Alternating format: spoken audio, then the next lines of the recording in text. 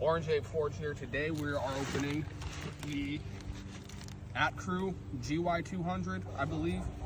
I'm not sure how to pronounce it. It's spelled kind of funky, but I don't know why I'm even bothering with the scissors.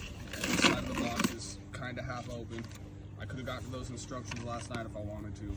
I need to set those aside. I'm excited to read them. It's a lot of tape on here.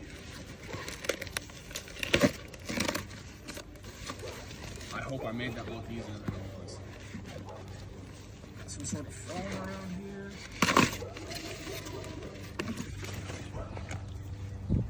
And that'll be it. Zip tie it up, but it's got a door on either side of it. That's going to be nice. Let's see if I can get this zip tie off.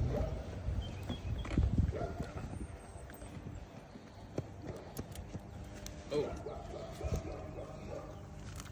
What do we got in there, babe?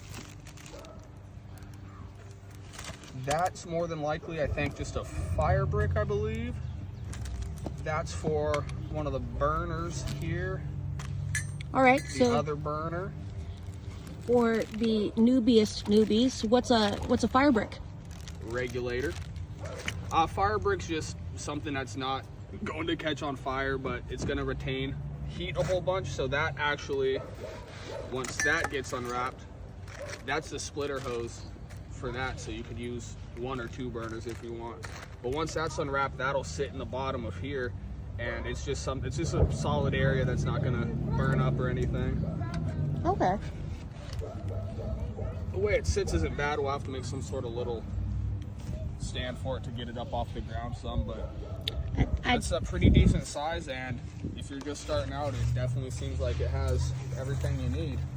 I'd say she's awfully pretty.